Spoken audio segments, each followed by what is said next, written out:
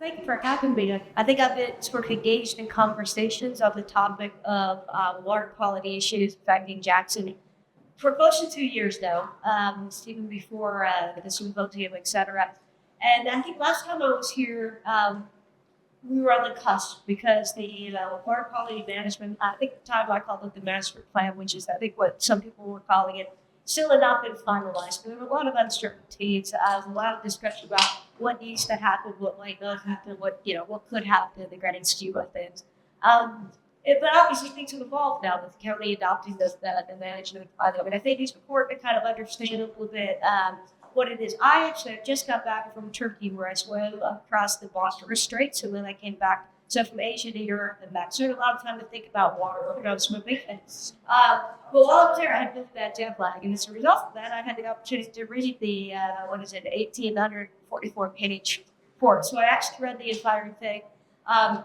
Didn't understand all of it because I'm not a technical person. I did sort of know on finance stuff around things. But a couple of things that really sort of stuck out, some of the other things. First, I think there's running a distance and expectation. This is a management plan, right? It's not a master plan. It doesn't define in specific terms everything that needs to be done in order to reach a water quality point, right? Instead, what it does is it creates a framework for maybe making those decisions going forward. It does, the management plan does identify certain mitigation measures. Very short-term mitigation, an RV dump, snow removal facility, and those sorts of things. But these are tiny, microscopic, low-ticket item things. It does not set out a multi-year requirements for water quality. In fact, it doesn't even define what water quality is. What it does is it really sets out a framework for trying to get people together and doing additional studies so that in the future you will decide what your target is for water quality, and then once you have that to decide what exactly needs to be done. It's a good plan. I mean, it definitely identifies a lot of things that need to be done. There's no harm in this, but I think the expectation of some was that once we have this, we know exactly what we need to invest in, how much it's going to cost, and when we need to do it. That's not what this delivers at this point in time. It's in the future definition of infrastructure communities. And again, I think the term was thrown around a couple of days ago that, you can define your water quality in many different ways. So you go to the platinum version or you go to the porcelain version, right?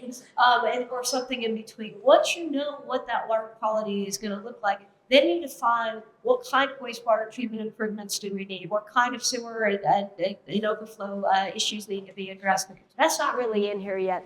The one thing I would say is if somebody comes from finance, within I've forgotten now how many pages it was, 1,844, something along those lines. Within this massive report, there was one page. It wasn't even a full page, but it was one page that referred to funding. And it is impossible to make informed decisions about infrastructure without having a clear idea about where the money's coming from. And this is something that is going to need to be rectified going forward. There's a lot of talk about maybe in this one page about just going for federal grants. Maybe we'll get federal grants. That's a very optimistic look at things, and also it does not really take into account the fact that you have cost share issues. You also have O&M, operation and maintenance associated with this. It's not part of the first cost, et cetera. So that was something that really stood out to me, and I think going forward that's going to have to be a priority.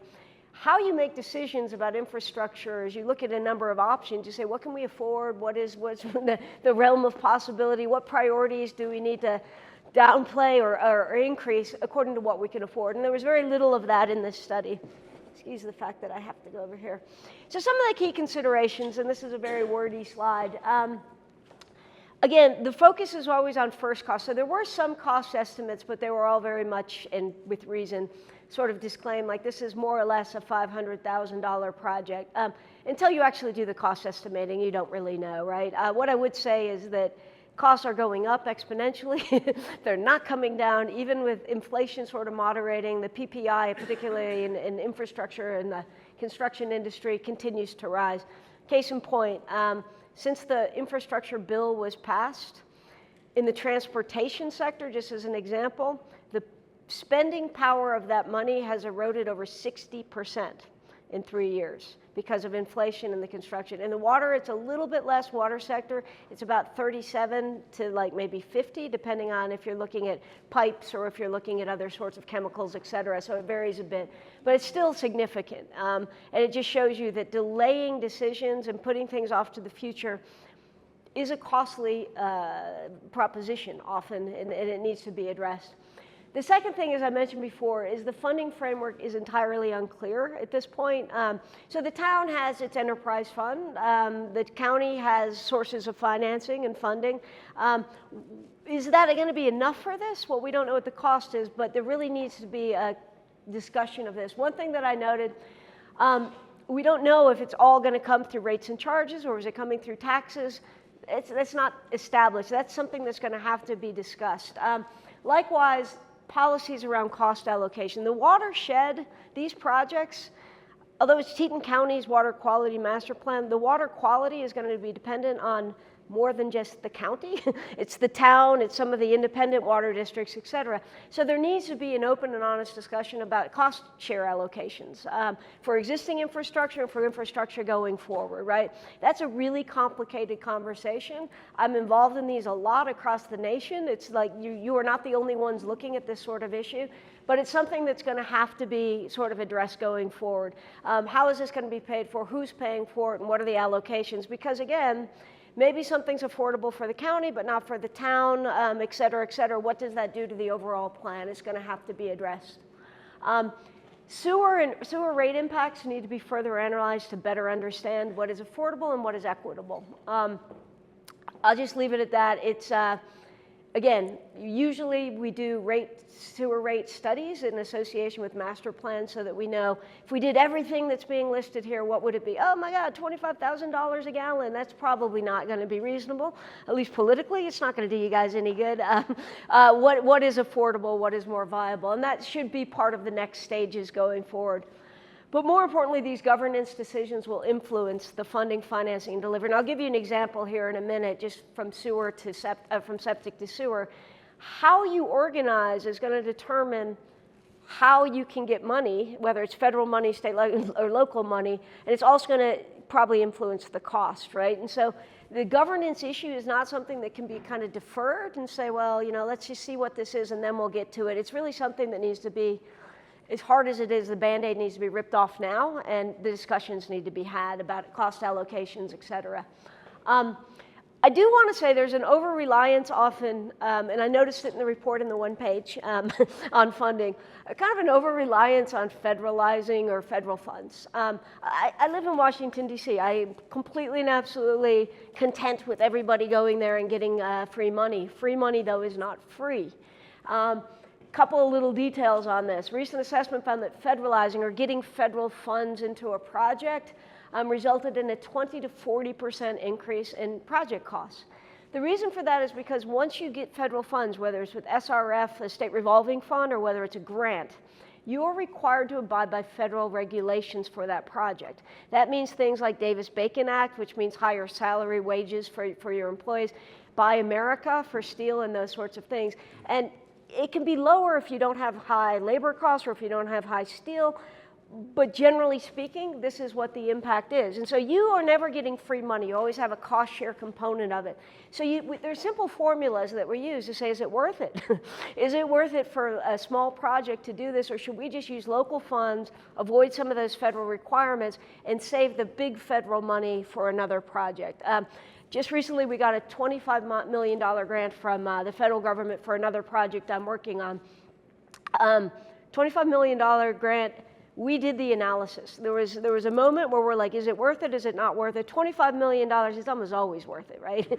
And it wasn't a huge project either. So we're like, this is a good one. But we walked away from a $10 million grant because it wasn't worth it, because just the other costs that would be associated with it. So it depends on the project, it depends on the specifics, but keep that in mind, because when people are selling you on the concept, just go to Washington and get free money, there's no such thing as free money. If there was, I would have it and not be here. I'd be retired someplace very nicely. Another thing to remember about federal money is a GAO report, and this is the Government of Accountability and Accountability Office, said that in 2 comparable transportation projects recently, federal requirements cause the project to take 3 years longer and at nearly twice the cost. So because of the reporting requirements, some of the planning aspects, et cetera, it can extend things out. If you have an urgency in your projects, you may not want to wait for the federal money. You may want to just move forward and get things done more quickly. So again, I just mentioned this because there was talk in that one page about, well, the county and the town know exactly what to do with federal money and how to get it, and I hope that's the case. But you really do need to do a kind of a nuanced assessment to determine if that's going to be the best use of those funds for your project or to do your project. The other thing that I notice is that really, for all of the mitigation measures, which are sort of and there are very few that are defined because most of them need further study, right? But of the few in the immediate and short-term mitigation measures, the approach that's really being proposed is let's just piecemeal it. So we'll do this project and this project and this project all separately, which is understandable if you've got an RV dump and a snow removal. They're very different kinds of things. It is so much more costly to do infrastructure this way. To break it into tiny pieces and deliver infrastructure is the least efficient way that you can do it. Once you get a better idea, and you're not there yet, but once you get a better idea of what sort of the overarching program is that you need, your master plan, try to bundle as much together, get economies of scale. It's about 3.5% of every cost is mobilization and demobilization of your construction crews. You've got insurance costs, so if you have multiple contracts, you're going to be multiplying that across everything. So it starts to raise the cost. We did a analysis recently with the Corps of Engineers, who's another one of my clients, for better or worse, right? They gave me the gray hair that I have. But one of the things that we notice is that they break projects into tiny pieces because of budget reasons, right? So we said, why don't we bundle like 3 or 4 of these little tiny projects together? We save 25% by doing that. 25% on $1 billion project is not insignificant, right? And I'm not saying that that will have the same impact here, but once you get that clear sort of framework of what needs to be done, take a moment and say, let's just bundle this together. And I think maybe with some of the septic to sewer stuff, instead of one-offing it, create a framework around it and do it as a single sort of broader project with multiple stages, and you may be able to find some savings. But this is probably the most important thing. Deferred decision-making is not going to lower your costs, it's going to increase them. There needs to be a sense of urgency to all of this. I was at dinner last night and somebody showed me a notice about warning drinking water is not safe. There was a drinking water notice, right? And I'm like, how is that possible in one of the most pristine areas I've ever been in my life, right? Last time I was here, I had the opportunity to go out with Dan to go fly fishing. I think I destroyed his interest and love for that sport altogether. But we noticed like the nitrate plumes, right? And these are little things that an outsider comes in and observes. These are not going to just miraculously get better, right? These are things that need to be addressed, the drinking water quality, the nitrate plumes, et cetera. So this is not something I think that you can wait another 10 years and then maybe revisit. This is something that needs to happen as soon as possible. But also, as you push these things off, it's not only because of inflation that they become more expensive, it's the remediation that's associated with it. It's some of the, the major maintenance and repair that you're doing on existing plants that need to be done, et cetera. So it will increase your costs exponentially. So urgency and infrastructure is always an important thing. This I mentioned, but I really thought it was worth putting on a slide. And it is federal funding is also something that is mostly local. I don't know how many of you deal with your clean water or your drinking water state revolving fund, but 80% of sort of federal money is actually allocated through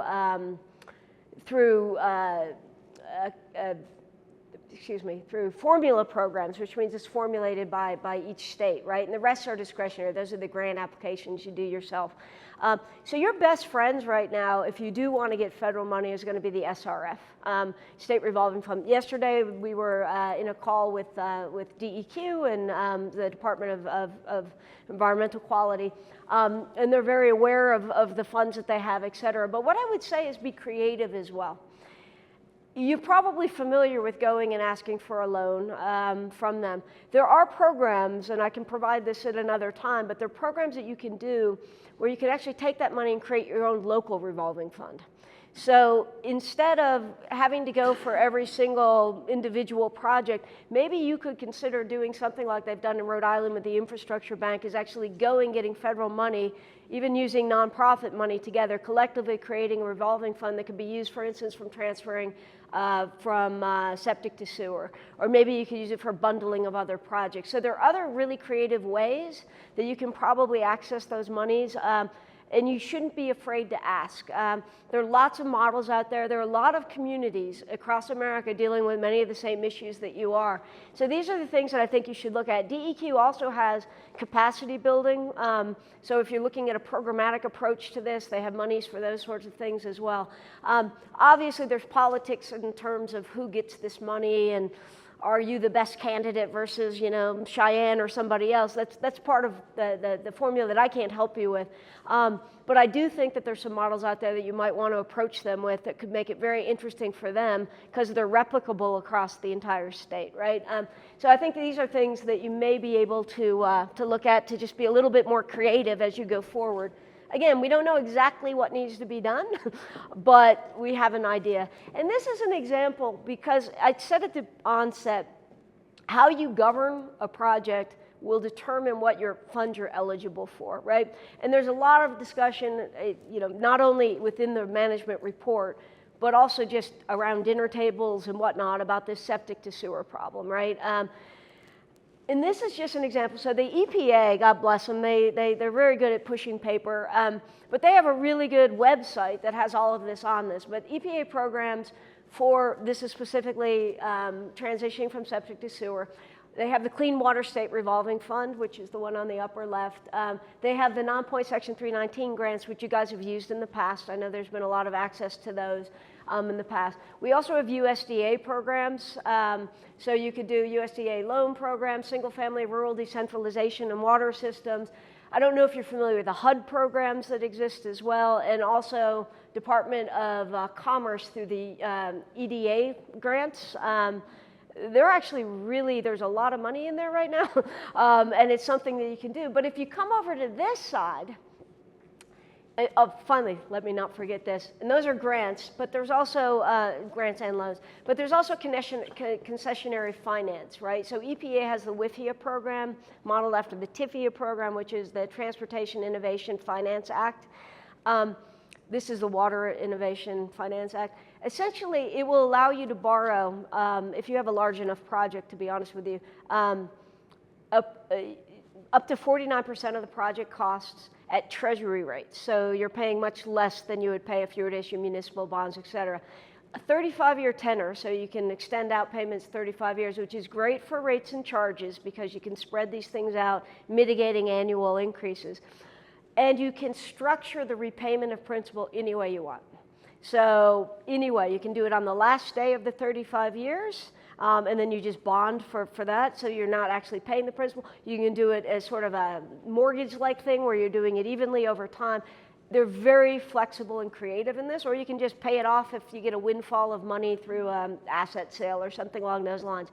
So it's a very favorable thing, but you wouldn't really probably want to try to access it for anything, in my opinion, under $100 million just because of the pain and suffering involved in the application process and those sorts of things. Although you are eligible if you have a project of, I think it's 25 million is the minimum. It's something you should also be considering. But the reason I bring this up is because if you look at this table, it shows you who is eligible and some of the eligibility criteria. Non-point Section 319 grants, individuals can't get them, right? An individual property owner can't get them. USDA grants, you can as an individual. So if you're looking to go, or an EDA grants, also individuals can. So I heard last night, about 2 businesses that created a district so that they could apply for money from the SRF and 319 because you can't as an individual. So this really kind of underscores the need to organize in terms of governance before you start figuring out how are we going to do this. If everybody's doing their one-offs, If you have a community, just create your community, I don't want to call it a homeowners association, but sort of a community organization as a nonprofit, you're going to have access to different kinds of money here, right? And so there is money for this sort of thing. Yeah, obviously the low-income households may not be that applicable here, but it's also how you write these applications, right? We write things that bring tears to your eyes when there's really no emotion behind it, because that's the way. You have to know how they're going to score your application, and then you just speak to those points, and even you have to exaggerate the emotion behind it. But this is just an example. Once you get into wastewater treatment and those sorts of things, again, are you a public entity? Are you the municipality, or are you a private entity? There are different financing tools, like you could get tax-exempt financing as a private entity under a 60/30 structure, a non-for-profit structure. You can use private activity bonds, all kinds of different things, but it really depends on how you're structured. So I say that because while the management plan talks about the need for cooperation, and there certainly is that, there is a primordial need, an urgent need to also kind of figure out how are we going to organize ourselves about making these decisions. And then once you make these decisions, there's going to be a need to figure out how you're going to govern around that, so that you even know who's going to be signing contracts at the end of the day. Innovative approaches, I've mentioned a few of them. I believe that there's nothing that can't be figured out. And I do think, as I mentioned before, just from what I've heard and what I've read in the management report, you guys would be really well advised to start looking at creative local revolving fund options. Again, we have some models out there in other states and other communities where they've taken money from the SRF or from the federal government through grants and other sorts of things, started a revolving fund. You could be for water quality in general, it could be for septic specifically, it could be for any of these sorts of things. But it might be a good model to set up in parallel as you're going forward in master planning, et cetera, so that you have sort of a local financing tool available. Because again, this is a multi-jurisdictional thing. There are going to be different communities. Some may be disincentivized to go from septic to sewer because of cost. If they could get low-cost financing or grants, then they might be better incentivized to do that. And this is something that could help with that. The other thing to think about, and I think you guys are probably good at this, are funding options. Again, not everybody is. Everybody will tell you that they're concerned about the environment, but if it's going to cost them a couple $100,000 to transition from septic to sewer, they might not have the same sense of urgency, right? I mean, not everyone can just afford it. It may not be their highest priority. So what do we do with those people, right? And that's where smart subsidies or incentives, these might be things like tax breaks, these could be tax credits, they could be all kinds of things.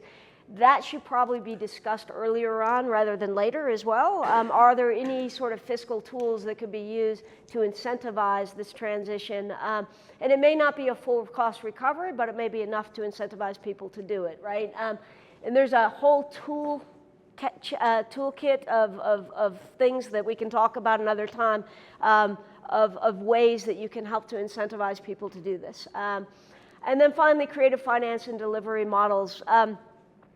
What you guys have in front of you, although it's not clearly defined at this point in the management plan and then the subsequent sort of after you've done some additional studies, you're going to have a lot of small projects. Whether it's an RV dump, you're going to have maybe I consider a single wastewater treatment plant to be a relatively small project. You might have sewer upgrades, you might have I&I, there are all kinds of things that are going to be happening. This is very similar to what we went through 10 years ago, 5 years ago with stormwater. So EPA got crazy. They were issuing consent decrees all over the Northeast for people who were violating stormwater emissions, so basically polluting rivers, et cetera. The problem was that the measures that needed to be made were generally smaller scale, so put in permeable pavements, more green areas, this sort of thing. So municipalities and the public agencies would try to allocate time and resources to doing a project that maybe cost $25,000 or $50,000. And what we found is that there was never enough time and effort put into it. So finally somebody came up with what we call the CBP3 model, which is community-based public-private partnership model. They bundled all of these things as well as the requirement to comply with the EPA consent in a timely manner and said, we're going to have a third party come in, and not for profit generally, but qualified, so they had construction, financing, all this sort of thing, and they just created themselves around a not-for-profit sort of structure. They brought in the financing, they used capital, private capital, all kinds of things. They were required every year to meet whatever the consent decree things were and just go to the community and start doing a lot of community outreach. They used local community for these small projects, but they were managing this on an output-based performance basis. So if they didn't meet what the EPA had set out and they didn't meet the requirements of the contract, they didn't get paid. So they would lose their at-risk capital, right? If they did, then they would get paid back over time, a 30-year period, because the municipalities generally didn't have the money available at that time. This is something that could be applied here. We've applied it now to lead service replacement lines. It's absolutely a model now in sort of the Northeast where we're changing out lead service lines for non-lead service lines. The same thing happened, is there were so many decisions that needed to be made, so many different priorities that had to, so they came up with a new model, and it's very much similar to the CBP3. The only difference in the lead service lines is that it's progressive, meaning that there's some planning elements that are done up front with the city before you actually decide which community goes first, right? So whether it is done on the basis of poverty, equity, urgency because of environmental impact, that would depend, and so that's part of the process. But you have the same design builders helping make those decisions that would then be implementing them in the future. So you basically have a partner on board contracted that's helping you with this. They will pay for, they will finance, they will do all of this, and then they're paid back over time, over a 30-year period, et cetera, to extend it out. But there are a number of innovative models out there. We may be premature because, again, we don't know specifically what needs to be done. That's not what the management plan sets out. But the next stage after the management plan is clearly to start working on better defining what those infrastructure needs are. And hand in hand with that should be these sorts of discussions. You know, what are we comfortable with doing? And even some of it, you know, should we just bundle it all together and put it under a new umbrella organization? Should we create a new multi-jurisdictional agency, a new utility, or should we privatize? There's an infinite number of options out there to think about, but you have to at some point start thinking about it, and the time is now, and it's not something that should be deferred forever. So some recommendations, I think I've already mentioned most of these. I think the first priority, and this is very much my own opinion, just having read this and spoken to so many people, is to get a formal informal governance structure in place. There is a lot that needs to happen, and a lot of that just can only happen if everybody's talking to each other. This is going to address some pretty important issues. How are you defining water quality? If the town defines it differently than the county, then we're all a little bit, at a disadvantage. I think the town and county probably come together, but what about some of the independent districts, right? Are they going to be willing to go for the platinum if they're right now pretty happy at porcelain, right? And so you need to kind of figure that out, but that's going to get everybody, and these are senior level decision makers, which you have many of them here today, sitting at the table and kind of talking through these issues. One of the fundamental issues of this is going to be, what is an equitable cost share?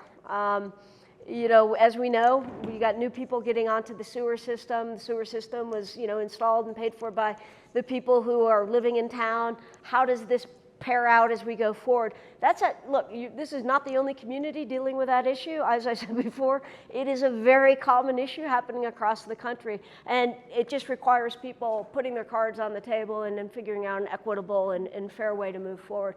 But I think that's the first place. I mean, there are some coordination committees now going on, and that was a positive result of the management plan. So I think there's like a technical advisory committee as well as a more broader advisory committee. And that's kind of, I think, more at the staff level. But I think at the leadership level, there's going to be that need as well to sort of hash through some of these issues, because ultimately, this is a public interest issue, and the elected representatives are going to have a voice in some of this. Second, there's a need for an integrated master plan. So we have a management plan which talks about the need for certain studies, et cetera. Those studies should be happening now. They can't wait. And in parallel with that, you need to start looking at the options. So do you need a centralized water treatment system, or is decentralized the way to go, right? So smaller systems instead of one major system. What are the pros and cons of that, right? How can we look at this in a way? It's cost-based, it's efficiency-based, it's also resiliency-based, so will this hold up as water quality issues evolve in the future? I've said this now a million times, you cannot make decisions without having some idea about how you're going to pay for these things. One page is not enough to discuss the funding issues. You need to really be looking at that now. Everybody is going to tell you they want platinum plus. I do this when I go to the cable company. I'm like, yeah, give me everything. And then they're like, that'll be $40,000 a month. I'm like, yeah, I'm just good with basic cable, right? And this is what you're gonna come across, right? You have to have a sense of, here's the max that we can use rates and charges for, right? Like, I'm not willing to put, $20 million of investment on my rate holders tomorrow, right? Here is what we could do. That's also going to help you define, is it worth getting the federal grants? Is it not worth it? Do we want to get a WIFIA loan? It's going to help you define some of your financing options as you go forward. But it's absolutely paramount to start thinking about that. And that can even include things like TIF districts and those sorts of things to find different ways to start to pay for these things. Bundle where viable, for sure. As I mentioned, once you have a better idea of defined sort of parameters of what's going to happen, bigger is better with infrastructure in terms of efficiency. It does make them more complex. So you also have to understand that, does the local staff have time to be the counterpart on $1 billion project? Maybe you hire a firm in to help with that. But it's one of these things that we've definitely seen the benefits of bundling projects together. And micro projects, I always say, is the juice worth the squeeze? Doing a small, tiny project, issuing procurement documents for that, takes about the same time as it does to do a $100 million project in terms of administrative work. So you might as well do a larger project rather than the smaller. And again, as I mentioned before, consideration of alternative finance and delivery should be on the table. I can see 1,000 innovative ways that you could approach these problems. But they need to be best aligned with what your community wants, right?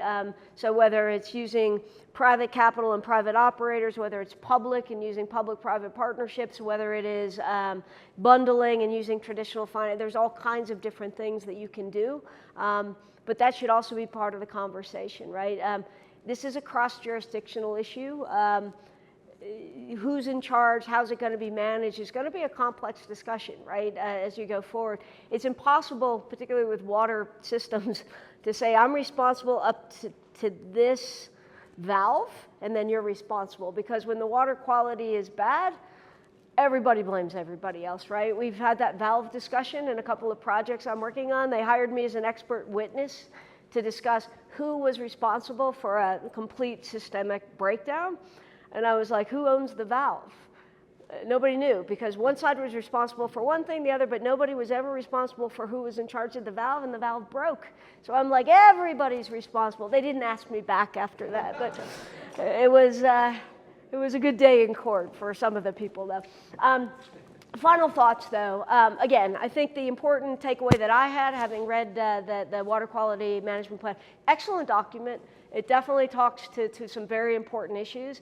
It highlights the need for coordination and cooperation, but it is not a master plan. It's not defining exactly what needs to happen, and that still needs to happen if you hope to get to water quality. The starting point on this, I think, is identifying what is water quality in terms of, is it platinum level, gold level, silver level, or porcelain, right? What is it that you want as a community? Because that's going to help drive the options analysis in terms of, wastewater treatment plants, et cetera. The second point, water quality issues are cross-jurisdictional. There's no one in charge. This is the Teton County Water Quality Management Plan, but it's just as important for everybody else in the watershed, right? It's not just Teton County's, it's everybody's. And so I think that the need to cooperate and coordinate can never be underestimated or underemphasized in this. decisions cannot be made in a vacuum. You need to consider the funding and the reality. I know that this is a wealthy community and money is not probably the biggest fear, but it should be, because you're only looking often at first cost. You have to look at the life cycle of these costs. And every dollar you invest in the ground comes with it with like $10, whether it's operating and maintenance cost over a 30-year period, whether it's major maintenance and repair. You've got to be budgeted for that. You can't put that off. I often joke that in America, our national pastime is deferred maintenance. We love to kick the can down the potholed road and not do any sorts of improvements until something collapses. The term that we use is fix as fails. So you wait until something has a catastrophic failure, hope to God that FEMA or somebody else will give you a windload of money, and then you fix it. That is the least efficient way to do things, and this is why our infrastructure costs so much and we're so inefficient at it. Every dollar of deferred maintenance converts to $4 to $6 in future investment needs, right? And so you can't do this. And so when you're looking at the infrastructure that you need to realistically look at what is this doing to the operating maintenance costs going forward as well. And all of that's going to feed into rates and charges or taxes or something, because there's no free money out there, right? So somebody's paying for this. And even if you can get big grants for the first cost, you've got to consider those life cycle costs as well, because God help us, we build so much and then we just leave it. We have some political folks here today. How often do they go to ceremonies where they're changing the filter? It's great to go when you're cutting the ribbon, but like changing filters, that's just not sexy stuff. So we like to forget about that, but it is very important stuff, right? And as I've mentioned before, there are a myriad of public and private options out there. They should be looked at objectively. I think in some conversations, the term private capital, people are like, no, that's privatization. Be open to exploring the ideas. I'm not saying it's the right idea, but what you want to do is find what is the timeliest and most cost-effective manner for implementing what you need to implement, and be objective. Don't be judgmental, be curious, is what Ted Lasso says, right? And so I say that in infrastructure as well. Be curious, you see what's out there, analyze the options and go forward. But this is going to require, as I said before, a concerted effort of the town, the county, the independent water districts, et cetera. And that all starts with, I think, getting consensus around decision making and a consensus around big issues like cost sharing and those sorts of things. So I'll pause there. Again, can't really talk too much about the details of financing and funding. If anyone was expecting me to come with a $20 million check for the septic system, can't do it yet because it wasn't clearly enough defined within the management plan. But I do think it was a good first step. And now really the issue is taking it to the next steps in order to implement and define the infrastructure. So thank you for your time.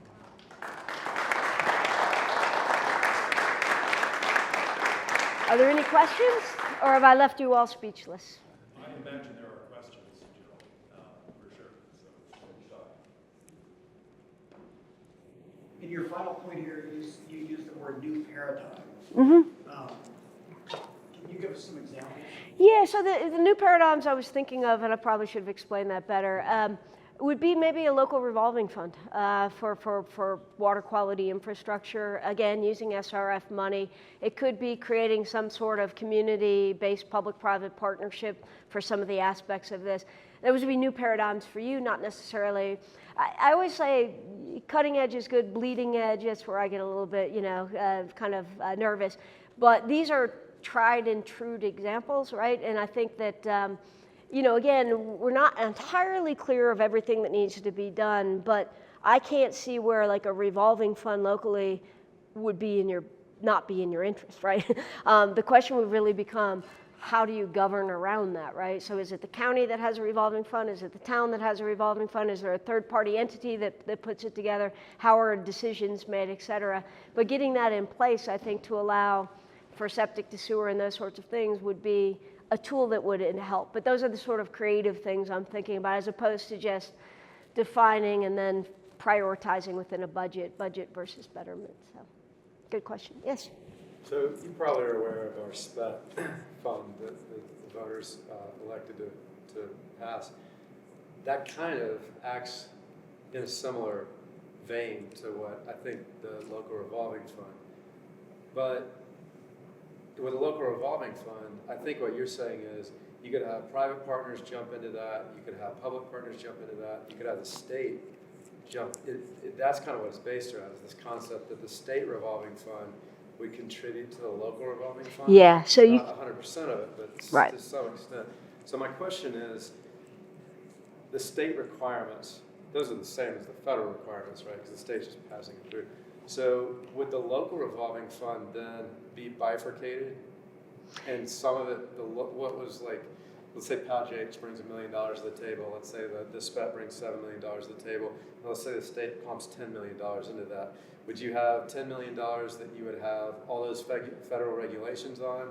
And you could do it that way. We do buckets of money often, and we'll say these monies are for, so another example would be with like private versus public. So if you have like private activity bonds, then they can't be used for private things. So we often say this can be used for that, that can be used for the other. But to your point, yeah, so if you have other sources of money, then maybe you don't even want the SRF, right? Because if that's going to add bells and whistles, then maybe you avoid that, or you create two revolving funds, one that has federal money, one that does not. And that would be a really interesting case study as well to compare the two in terms of cost, right?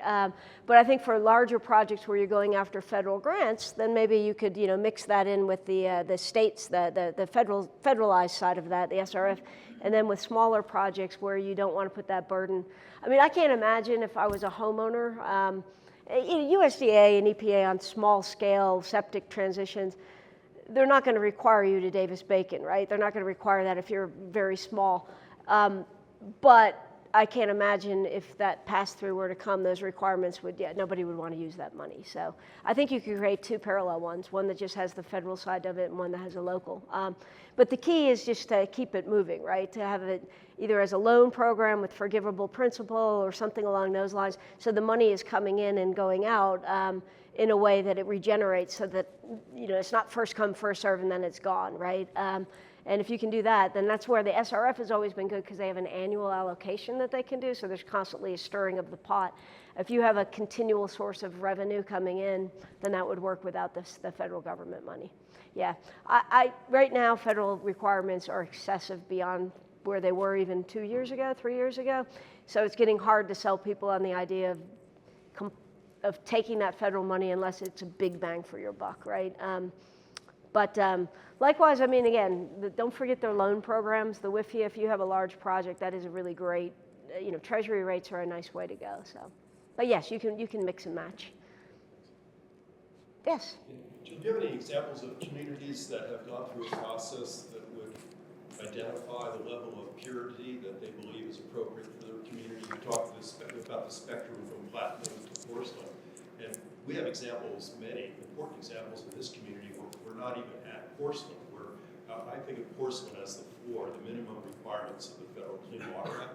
Because we have impaired waters, and because we have drinking water that exceeds EPA's maximum, we're not even at the porcelain level. So I can think of different approaches of how we might ascertain the community as a whole's opinion about this, but are you familiar with any communities that have gone through that process and reached consensus on what level is clean enough? Most, honestly, just go with whatever DEQ tells them, right? So it's the national standards that they're going with. Beyond that, there are a few communities, they tend to be the wealthier communities that have had these discussions, but I don't think they're at the level where you guys are, where you have sort of a broader scale of options. From what I've listened to over the last few days, there's talk of a much higher standard than the state requirement, right? And if that's where you want to go, I'm sure there are. I just can't off the top of my head. Due to jet lag and head colds, I'm just not thinking very clearly, but I can look that up for you. I'm sure there are. In fact, I'd like to just get a show of hands from you all, if you wouldn't mind participating. How clean is clean enough for us as a community? Are we satisfied with the minimum federal requirements? For example, permit compliance that doesn't address PFAS, pharmaceuticals, microplastics, any number of other pollutants that EPA hasn't regulated yet. Are we satisfied with that, or are we as a community willing to invest in water that's much cleaner and represents something that's moving toward the platinum standard? That's not a show of hands, that's It's more, cleaner than the. Raise your hand if you want the best. I always want the best. But then, yeah, raise your hand if you don't want to pay for it, right? And so there was a substantial number of hands? Oh, yeah. Okay. Do you think you represent the community as a whole, your viewpoints? I think in an uneducated vacuum, yes, is the problem, right? It's like, well, of course, like you said earlier, it's like, of course, everybody wants the best, but what's reality? Yeah. Like, what's it going to cost? And you keep referring to, Teton County being very wealthy. We all know that that's the general take, especially statewide. But that's not the reality either. It's like people that have tons of wealth maybe don't even care if their water sucks because they can continue to buy bottles of water. Where it's like middle class people, for instance, down in Hoback, that's not an option for everybody down there, right? So it's like the price is important. No, I think I totally agree with you. I didn't mean to underscore, but under emphasize that.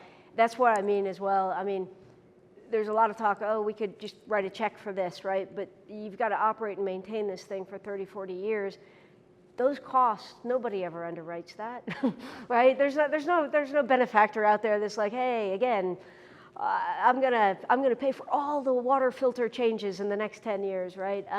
But I think to your point, there are, because I actually just went through this issue with Lake Oswego in Oregon. So they did need to upgrade a wastewater treatment plant that was built in the 1960s, used its useful life cycle. It was actually owned by Portland, and they had a cost share agreement because 70% was used by Oswego and 30% by Portland. The discussion was at what level, because they had what they called zombie permits from the 80s that still, they just lived under zombie permits, and so they hadn't upgraded it. So the decision of the community was to create their own standards together with Portland, which exceeded ultimately even what DEQ and the federal government required. It did cost a little bit more, but it was a conscious decision. Ultimately, it all kind of washed out because now the new permit standards, ODEQ is like, let's use that. So they're now catching up. But I think it's, yes, there are communities out there doing that, particularly because, there are a lot of communities that don't have their permits up to date right now, and so as you rebuild and you're doing these sorts of things, if you don't have clear standards. But ultimately it comes down to cost, right? And I think that's what I did not see well articulated in the management plan, is that as you go forward and you're doing these options analysis, there needs to be a cost analysis associated with this. Not only the cost estimating, which at the master plan level is class 5, they're not really worth the paper they're printed on, but also in the rate impact, tax impact, and those sorts of things. And to do that, you kind of have to have an idea about allocations, right? Because if you're using the enterprise fund from the town, that's going to look different than if you're splitting it with the county, or if you're splitting it with other districts. But I think ultimately, my cable example is the best one. We all want the full package until we see what it costs. And then once we see what it costs, we have to right size it for ourselves. Because you can't cut the cable in this case, right? You can't be without water, so. I just want to take my analogy to a really nauseous extreme, so that's what I do. Regardless of what we may believe is appropriate level, we have to comply with the standards of the Clean Water Act, the Environmental Quality Act, and we can think of that as the floor. That's the minimum requirement. We're not there. We're a long way from being there in certain areas of this county, both with regard to drinking water and surface water. So I think we can start there without even polling the community. We need to move forward, at least to the minimum requirements, right? Before we can even imagine achieving something close to black, which would be a strict anti-degradation. Let's maintain the quality. If it exceeds standards, we need to maintain it at that level. It shouldn't be. You're absolutely right, but as you move to compliance, you're going to have to still do some studies. I think that as you move to compliance and figure out what needs to be done for that, I wouldn't do it sequentially. I wouldn't say, all right, what do we need to get to be compliant? I would say, let's look at options. If we do just this, we get to compliance. If we do this and this, then we're at maybe the gold standard, whatever, and that's affordable. Because if you do it sequentially, By the time you finish getting to compliance, you might be out of compliance again, and then you're going to be, so target, this should not be something that you have to invest in continually. You should be making these investments for the future. You want to future-proof your plan, right? So you want to make sure that you've got a system that is going to endure changing regulations for the next 20, 30 years. We do not build wastewater treatment plants anymore that aren't adaptable for those sorts of changing regulations, whether it's with PFAS, whether it's with what we expect to be new requirements over the next 10 years with other sorts of, plastics and those sorts of things. So those systems have to be adaptable, and that's probably what you're going to want to do, right? Is once you start identifying options, make sure that they are scalable, changeable, et cetera, so that you can make those adjustments either at the beginning or over a 10-year period. Because sometimes phasing in improvements is also practical. Like in an airport, you may put in a taxiway and a runway, but you put in the provision so that you can put in a second runway in the future, right? Once you get the adequate amount of air traffic. So I think that's what needs to happen. You think you need a really good master plan that's going to look at all of this, but that master plan definitely needs to have more than a page on funding, and the decisions around that master plan need to be done within a governance structure that everybody understands, right? And it's not just, I think that's good, let's talk about it later. There needs to be commitment to the outcome. Sorry. No, we're just having a conversation now, Dan. That's fine. And master plan, so this is yet another expense, another process. Are there, on the display, in the slide you displayed earlier, potential funding sources, or any that Yes. you recommend that would be likely to fund the costs associated with developing a master plan? So a master plan of this sort, so planning documents and planning processes are eligible. So that was septic to sewer. This would be broader than that. They are eligible for a whole series of federal grants, grant money out there. We'd have to kind of look at what would be the best approach to that, but I would say yes. Obviously, there's a cost share component that whoever is in charge, again, you need that governance structure. Who's the owner of the master plan? Is it the county? Is it the town? Is it a collective of districts? And I think the more that you can get to be collectively owning this process, the better at this point, so that at the end of the day, they're not fighting about things in the future. But then who would make the grant application? Maybe that is, an intergovernmental agreement behind it, or something along those lines. But I would argue that yes, from a planning perspective, EPA has money that we could certainly find a way to justify the master planning process, yes. They usually like to do it for project-specific stuff, but I'm thinking there's also technical assistance programs, even through the SRF, that could be used for this. So there's a lot of things percolating in my tiny brain right now, so. Yes. Thanks, Jill. Sure. Hey everyone, my name is Heather. I'm Director of Public Works for Teton County, and the plan right now lives with us. I mean, it is a Teton County plan. And we have a technical working group, which is town, county, and conservation district staff. And then the commissioners just approved a water quality advisory board, which we're going to be soliciting applications for members on that board. I want to emphasize that the management plan that we came up with was a 2.5-year endeavor. And there's a lot in there, and there are many things that we can just move forward with. Yeah. Joe was mentioning the RV dump station and snow melt, evaluating our snow melt storage, or rather, not snow melt, sorry, snow storage situation. Because there are a lot of places in the county where snow is being stored that it's probably not the greatest for water quality.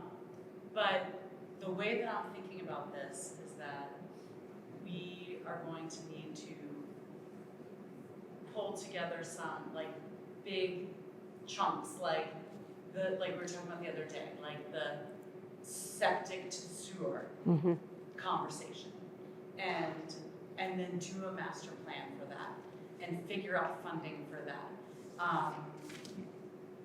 Because I don't see how we could do a master plan for every single thing that's in the management plan. I mean, it also includes things like land development regulations and small wastewater facility regulation updates, things like that. So does that seem right to you, Jill? Like, Yeah, yes.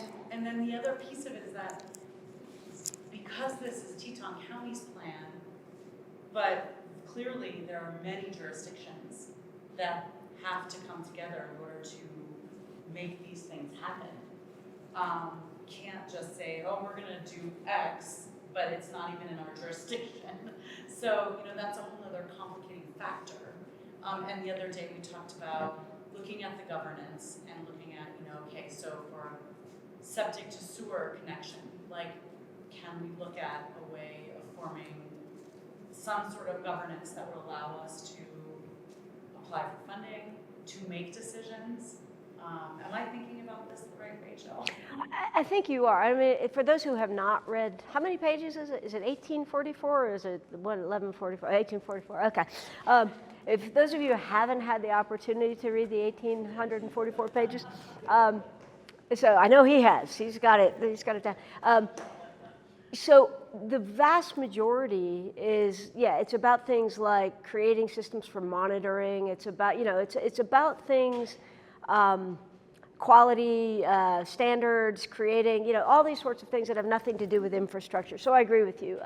Those things are not part of this funding. In fact, that's going to be almost on the regulatory side, and now we're talking the infrastructure side, and they almost need to be kind of considered separately in my mind at this point. First thing I would say is there's no need to stop what you're doing. I don't think stopping helps anybody. The immediate mitigation measures, which are the infrastructure things that were identified, like the RV dump and those sorts of things, they're county issues and they should be done, right? I don't think there's anybody who could argue that. And waiting for perfection, pursuit of perfection being the enemy of the good, if you were waiting for everybody to have a perfect framework for this, you might be waiting forever, right? And so definitely agree with you that you should not be waiting, right? But I do think that whether you need to divide the septic and sewer and the wastewater treatment and the sewer system into separate elements needs to be sort of thought through in the master plan itself, right? Maybe they're two separate chapters of the same thing, right? But so for instance, with a sewer, septic to sewer, you could use a progressive contracting approach, right?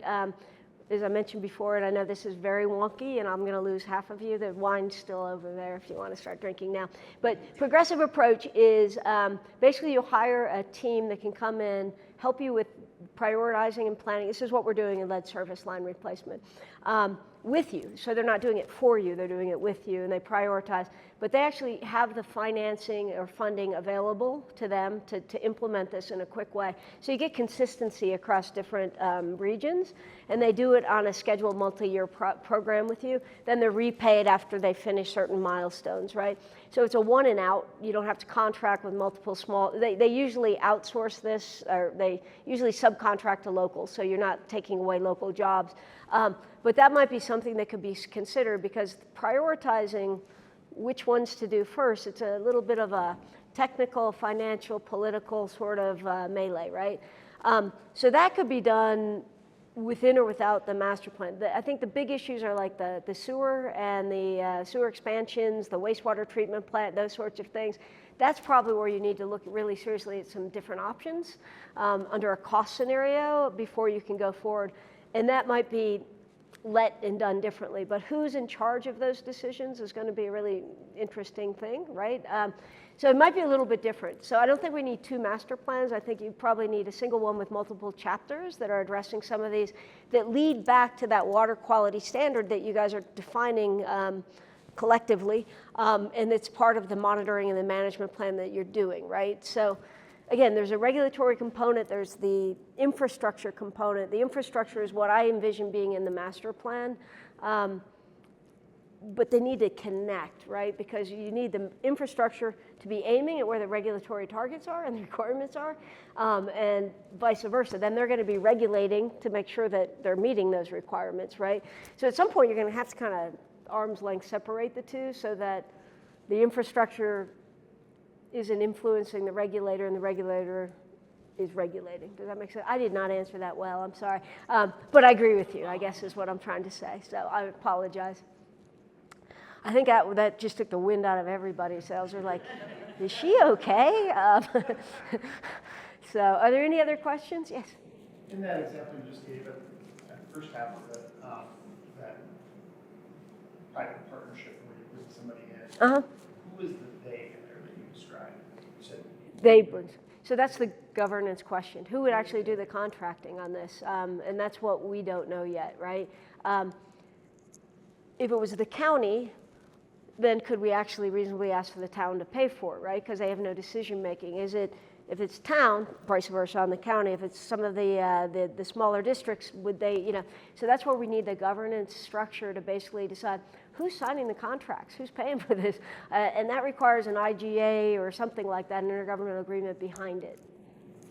I guess my question was, who is the they in these other examples given? Is it like the state DEQ? Is it the permitting agency? So typically, when we've done this before, it's the municipality or whatever the jurisdiction. So I did one recently in Fargo, North Dakota that I was talking about. They created a joint powers act. So, and they issued bonds, they TIF'd it, and then they signed the contract with a private partner that financed and delivered, well, they designed, built, financed, and delivered the entire thing, and then they're operating for the next 30 years, so getting paid back. But you need a public jurisdictional entity to be able to sign those contracts. Otherwise, it's just private contracting. So, but that's the question that I always ask. First question I think I ask everybody is who signs the contract and who's responsible for any financing, but like who's paying the bills?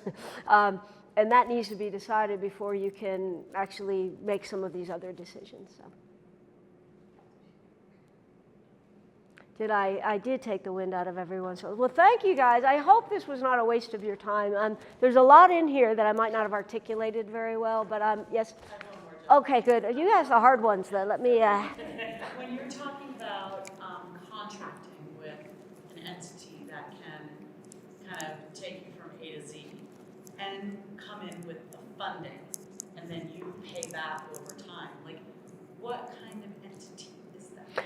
So, to be honest, it's a consortium of groups, right? And so they're put together special purpose companies that are put together for this, and they usually include the design builders and the planners, right? They include, if you have operation and maintenance, you'll have your operator and your maintenance, and then you have your finance people. Finance people might include people who like have private capital from teacher pension funds. They might be a not-for-profit, so they actually can form as a not-for-profit. So it might be like a conduit issuer, like Providence is one of the national ones. So theoretically, yes, but they don't. I don't know if you have bonding authority. But it can be structured in a number of different ways. The benefit of sort of the not-for-profit model in infrastructure finance is that any profit is then swept back into a government coffer as opposed to being used. Sometimes it includes higher fees, though, that they charge, right? So you have to kind of play it off of each other. But yeah, it's what we call a SPV, a special purpose vehicle that is created according to the needs of the project. We do our highway systems this way. We do our water systems. So it's a very tried and true method. Just be careful with it, right? It's like giving a loaded pistol to somebody. Make sure you know how to use it before you do it. And I can help you guys with that kind of thing because I do this in my sleep. It's a very good model when it's done well. If it's not done well and not conceived well, it can be a bit of a pain in the backside. So, trust me, that's why I'm called in as an expert witness from time to time. So anyway, any other questions? Well, thank you for your time and attention. Again, I hope I didn't just completely mind meld you all, and I'm here to answer any questions. Dan, I'll hand it back to you.